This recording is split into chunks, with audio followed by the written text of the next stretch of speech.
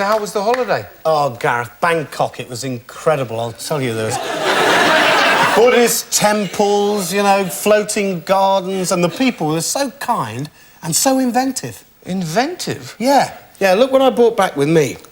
This is a battery-operated finger jacuzzi. A finger jacuzzi? Yeah. It's for massaging, you know, stiff or arthritic fingers. It's simple. Just put your finger in there like that. Yeah. And you switch it on, you know, and there's sort of moisturising fluid in there, swirls around. And it gives your fingers a good and stimulating massage, eh? And it's for your finger? Yeah. Do you want to try it? Yeah, silly. Stick your finger in it, then. Oh, yes, yeah. That's terrific. That's great, good, yeah. So, I suppose you've just got the one with you? No, I brought two with me, actually. I love you. Unfortunately, the man at customs confiscated the other one. I don't know why. You've just got the one left? Yeah, just this one left, yeah. I don't suppose you ever thought about selling it at all, have you? Selling it? Whatever for? Well, I tell you, this arthritis of mine is really killing me, you know. You know, if you wanted to sort of get rid of it, I'd buy it off you for a couple of quid. Couple of quid? OK, £5,000, but that's my last offer. Don't be silly, Gareth. Colin Moynihan's already offered me 10,000 for it. No, he didn't. No, it was 20,000, actually. No. Look, if you really want it, you can have this for nothing. Can I? Yeah. I'm not bothered at the moment, you know, whenever, you know. Well, I'll give it to you after the show, then, all right? Yeah, it's fine, no rush, mate. Shall I start? Yeah, go ahead. OK, ladies and gentlemen, you've been a great audience. Thanks very much and good night. Cheers.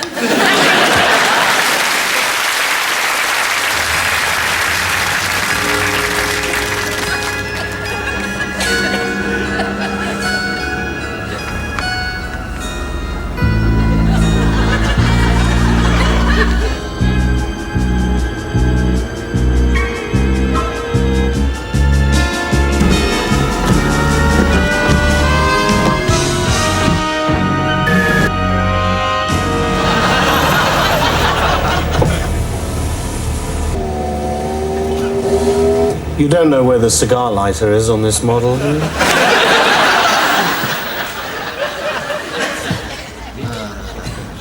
Yeah. All ready, lads? Great, sir. Great.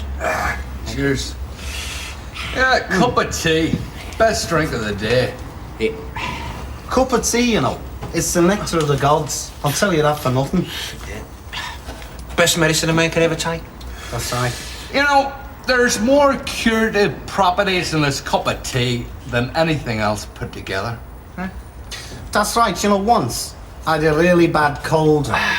And I went to bed with a cup of tea. And the next morning, I was as right as ninepence I was. Well, my father was a martyr to arthritis. Couldn't move a joint from knuckle to kneecap. Doctor put him on a course of hot tea. Week later, he was back at his old job playing in golf for Charlton. Fantastic. And I tell you about my Uncle Jimmy, the jockey. He fell off the favourite at Beach's Brook and broke his spine. He was paralysed from the neck downwards. In hospital, they bathed him in strong tea every day for a fortnight. You know what he does now? Nah. He teaches dancing at the Royal School of Ballet. Hey, my granddad, right, had both his legs shot off in the war, you know. He did.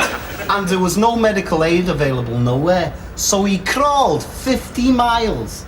50 miles, mind you, to the nearest NAFI canteen and stuck both of the bleeding stumps in a bucket of hot tea. Not only did it cauterise the wounds and stop the bleeding, but 6 months later, he'd grown a new pair of legs.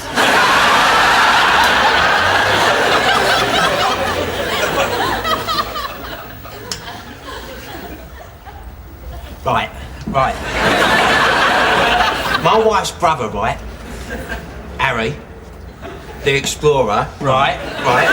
Once froze to death 20 yards from reaching the North Pole.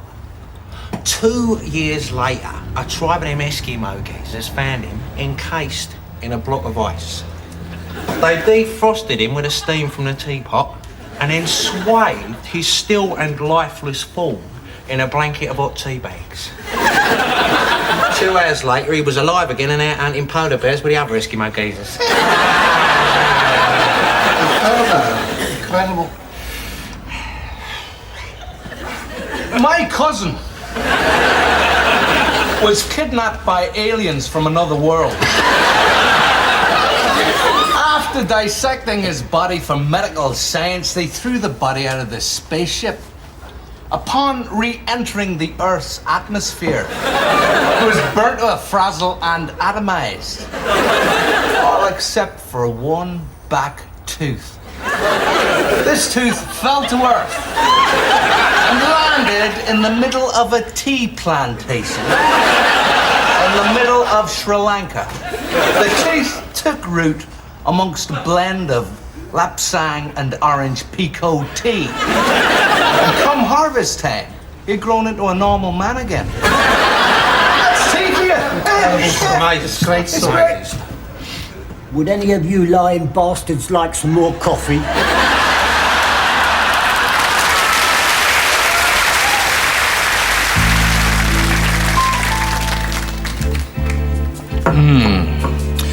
You know, there's nothing like a good cup of coffee, especially if you haven't had an acting job for the past 5 years.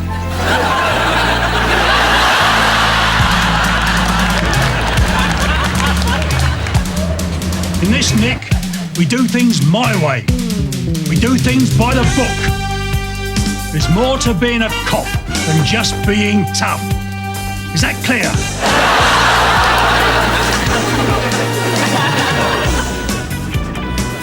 This Friday, Billy and Johnny are tough cops. Working undercover.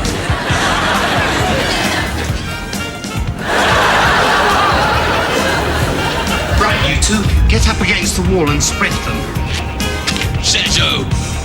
Okay, Simon says get up against the wall. Heads and shoulders, knees and toes, knees and toes. Heads and shoulders, knees and toes, knees and toes. We think we found the flasher. Have a look and see if you can recognize anybody. Laughing in the face of death. Beepo. Whenever crime seeks to dominate, you'll find tough cops.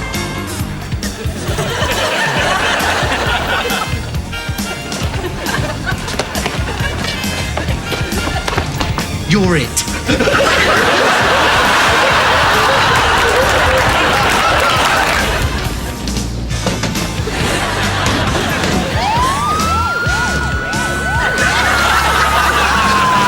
Billy and Johnny are tough cops. Oh, that's interesting. It says here that early childhood experiences can affect behaviour in later life. Yeah. Because you were premature as a baby as well, weren't you?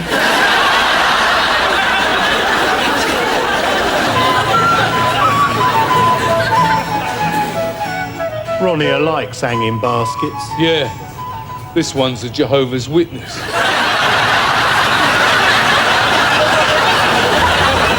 If you don't know this man, then you probably know someone like him.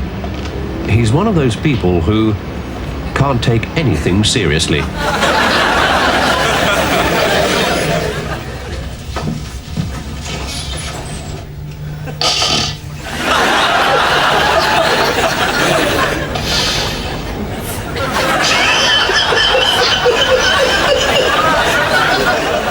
We're talking about a £50 million deal, Bob. We win it or we bin it.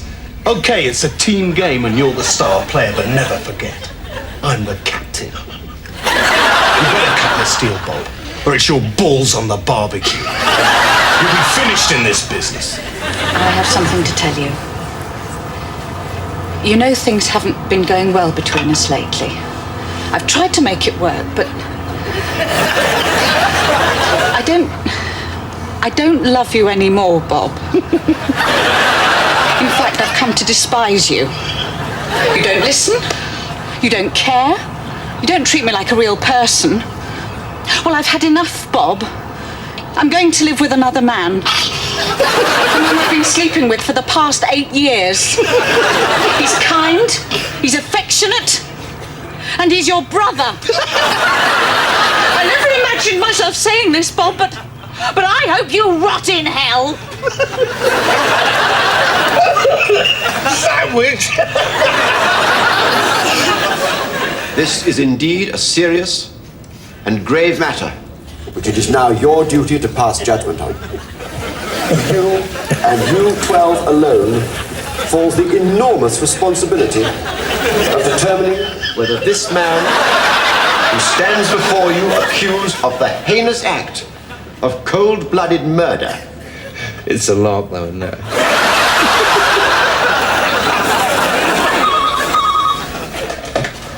Hello, Bob. Hello, Martin. Bob, I'm afraid I got some very bad news. Oh, yeah? It's my father, your Uncle Andrew. He's dead, Bob.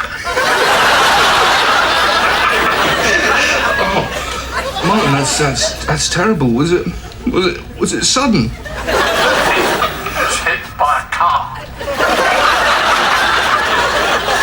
Oh, no, Martin, that's really, really terrible, tragic news. I'm so... Bob, are you still there? Give us your wallet. You're not going to use that, are you? Give us your wallet! Give us your wallet!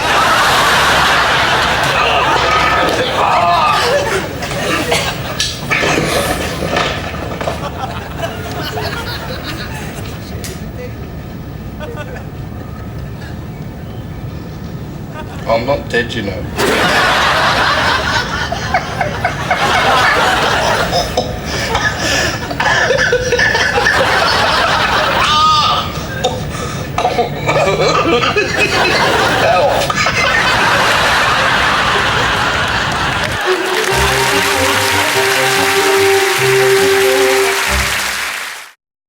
Gareth, there's another one here, look.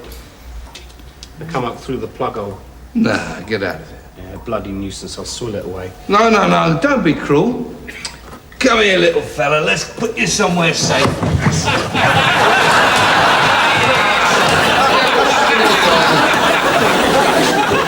Be nice to go out tonight, Joanne. Yeah. What do you fancy doing then? Oh, I don't mind. No, I don't. No. Go on. You decide. No, you. Well, I'm not bothered. No, I'm not. It's up to you. No, I'm not bothered. No, I'm not. Could go out for a drink. Yeah, we could go out for a drink. What about a meal then? A meal? Yeah. Lovely. What do you fancy eating then? Oh, what's you? It's up to you. No, you say. No, you. Well, I don't mind. Well, I don't. Is this tie all right? What about a pizza? Nah. Never get it tied round me neck.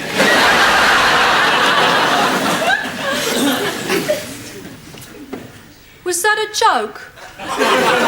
Did you think it was funny? Did you? We could just stay in and watch the telly. We could.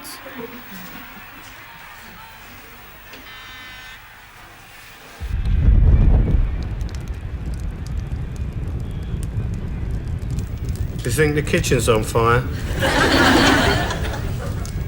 I don't know. What do you think? I'm not sure. Do you think we should call the fire brigades? I don't mind, it's up to you. Well, we could just sit here and let the house burn down. Do you fancy being burnt to death? Oh, I'm easy. What about you? Don't mind.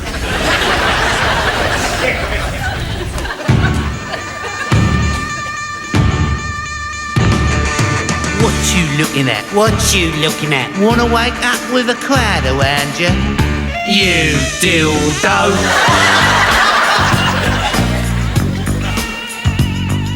We are full of London pride, where the streets are narrow and the boys are wide. I think we better mark your card, 'cause what we is well on.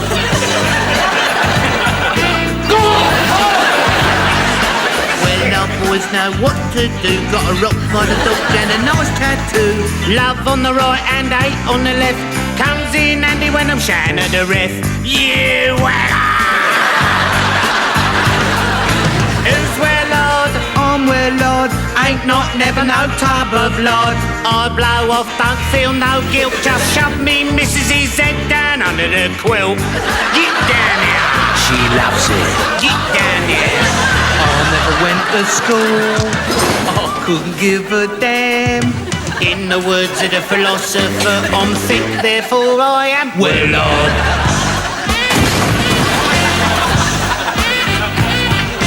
I've got a missus and a little boy. He's called Tel and she's called Oi. Oi, come here, Oi, get my tea. Oi, get out of the way when I'm watching TV. The old bag, but I love her. We're two boys you can't surprise. I'm Sweet Morgan, I'm streetwise. We lock a we're lock Vindaloo. And our favourite pop groups, you two. Harder than granite walk. Harder than brick-built houses. I've got something really odd and it's here inside my trousers. What's that? Some crossword. Well odd. Who's well odd? I'm well odd. Never wear no leotard. Always drink from a broken glass and crack walnuts between the cheeks of me. Arsenal, Arsenal. Come on you gunners, Arsenal. Well, our boys on the Friday night. Well, our boys who say alright after 15 lager tops. Well, our boys are well soft.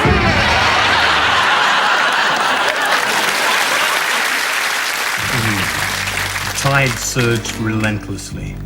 Gigantic waves crashed onto the rocks, dispatching plumes of foaming white that were flung back by the wind like an insult.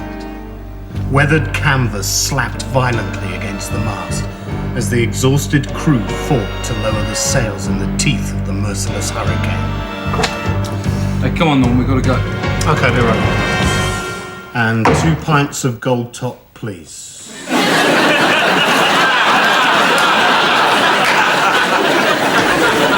Of course, it is the very top of the range, sir. How much does it cost? I'll just check that for you.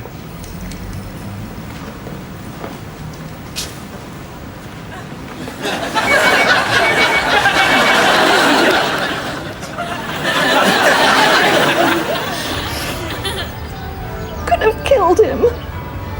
He arrived at the church still drunk from the night before. He hadn't even bothered to shave. And worst of all, he was still wearing the traffic cone that his mates had superglued to his head.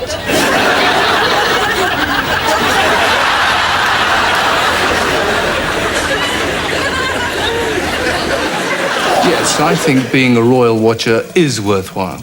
I do a public service, and I completely refute any allegations that we invade people's privacy. And this way, Your Majesty. Yes, oh, and that's lovely. Very cheeky. Well, journalism demands an early start, so I'm usually up at the crack of dawn. In fact, most days I've no option.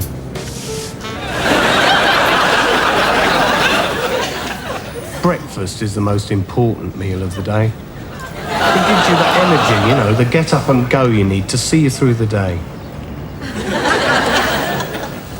I prefer to walk to the office, actually. It's healthier, and you get to meet a lot more people that way.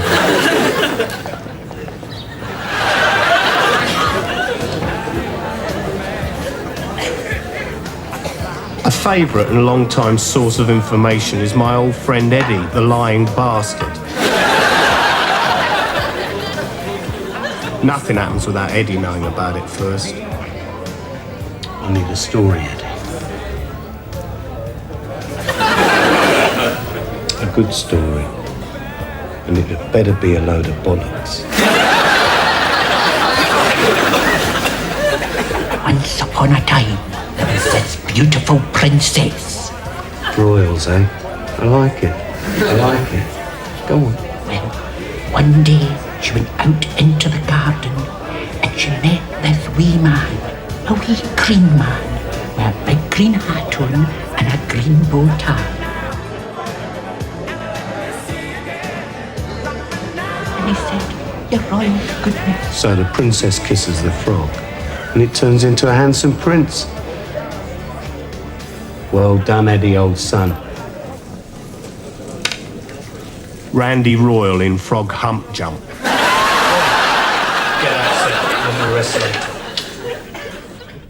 If there's time, I might call in for a chat with a boss. He's a man I admire for his unbiased views. You see, political impartiality is the motto of our editor.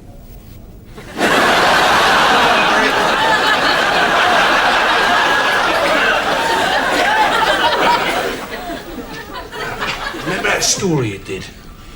Well, the vicar with the bad heart who stole the panties from next door's laundry basket. Sick Dicky Ticker Vicar nicks knickers from Knickerwicker. Yeah, that's the one. Well, apparently, the vicar read the headline, collapsed, now he's dead. What are we going to do, Harry? Well, how about headline Rev drops dead? Harry, the man is dead. Which means he can't sue.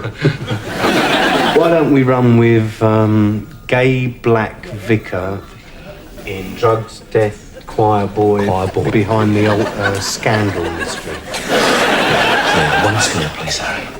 Gay black vicar in drugs, death, choir boy behind the old scandal mystery. Now that's what I call journalism.